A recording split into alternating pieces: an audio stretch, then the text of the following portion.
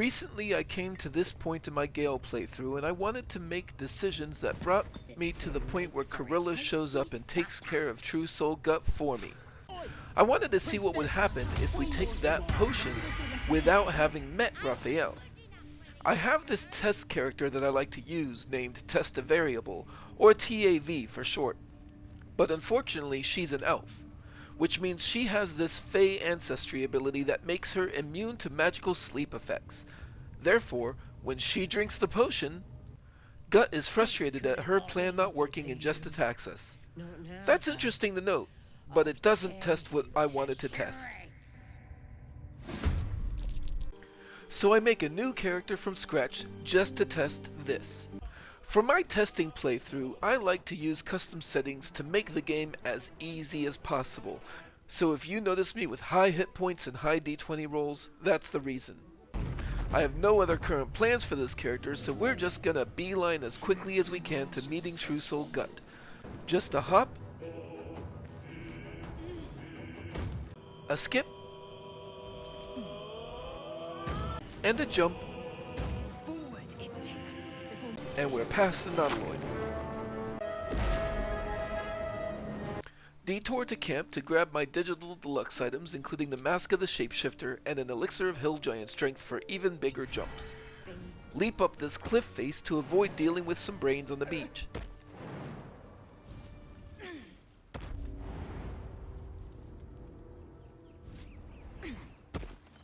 You can use the potion of fly to skip the fight at the gate, but I prefer not to set foot in the grove at all right now, so there is another way. If you're hiding and you come up this way to trigger the cutscene, open the bloody gate! No! You will be out of the enemy's sightlines when the battle starts and you'll skip the initiative roll. You can then come over this way, you don't need to jump but I want to move faster, and sneak by the battle, leaving the grove to their fate. Now we're just gonna bounce straight into Goblin territory. Make sure you stop at some point before entering the village to disguise yourself as a drow. I don't want to actually be a drow for this test, remember, because of the Fey ancestry thing. Stand down! So you can get past the goblins in the Blighted village Shove out the claw! Drow coming through! and gain access to the Goblin camp with no danger at all. This bridge is one of a couple choke points that triggers a cutscene where Shadowheart steps up and correctly tells you that you need the artifact she carries to survive long term. Right now, I'm not very interested in long term, so I save the game in case I want to come back and make a different decision here, and then tell her to kick rocks. There's no chances without me. Only certain death or worse. We blaze right past everyone in the camp, Come, fill the front row. and our apparent drowness gains us entry into the Shattered Sanctum. Next raid's gonna be a big one, I hear. We're still disguised as a drow, and we have to talk to Gut in her chamber with the same aspect we have when we talk to her here, or she'll just yell at us to leave. But I do want to see if being disguised as an elf is enough to trigger the dialogue for drinking the potion, and apparently it's not. This is one of the few spots in the game where there is actually a distinction between being the race and being disguised as the race.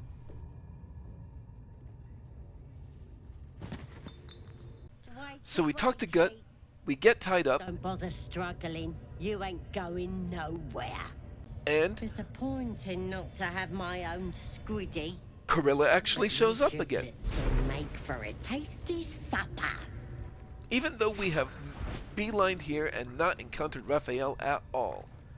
Well, that pretty much answers every question I had about this interaction.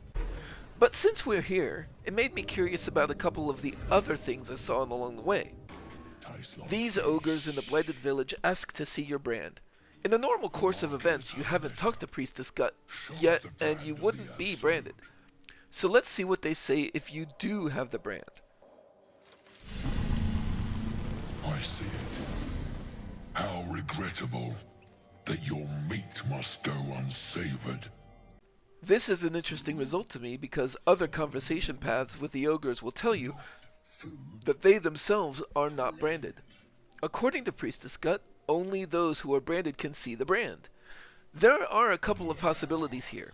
The main one, I think, being that the ogres are lying about being able to tell if you have the brand, and they just believe you because you confidently show them correctly where the brand is supposed to be.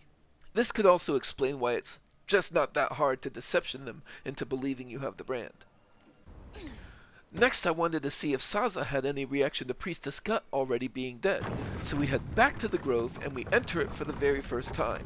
This is why I didn't want to set foot in the grove before.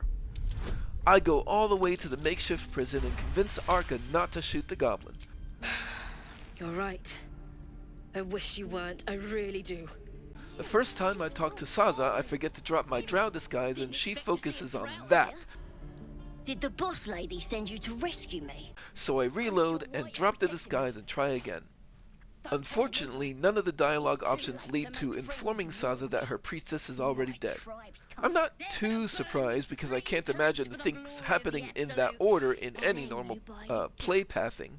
Balerion has thought of a lot of uncommon circumstances, so I was hoping this was covered too. Oh well. Finally, I noticed when I was leaping past him that we never did trigger the cutscene for Volo.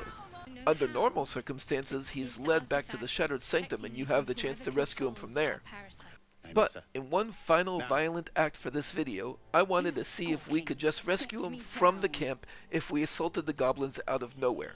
So I grab a couple of companions, including Will, who apparently survived the fight at the gate, and I level them up as warlocks, so that at level 3, Will can cast darkness, and the others with 2 levels of warlock can abuse the ability to see in darkness.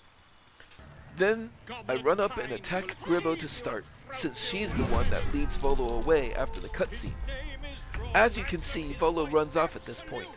I want to know what happens to him, so I bite the bullet and finish the fight.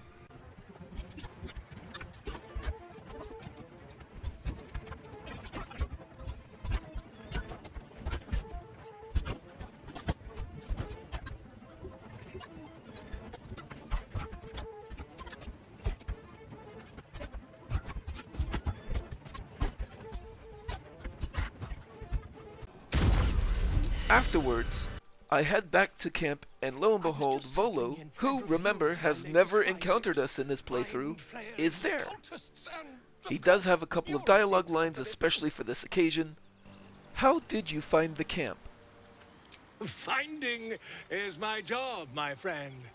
If there's anything in the world worth knowing, I assure you, I do.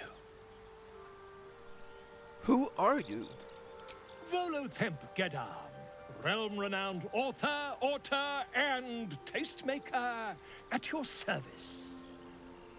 Once I've written you into one of my books, there won't be a tavern in Faerun you can enter without receiving a hero's welcome.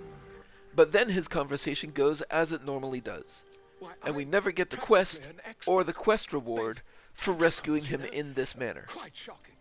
So that's about it. My curiosity is satisfied, and I hope you were entertained enough along the way. Have a good one. Truly fascinating to see up close.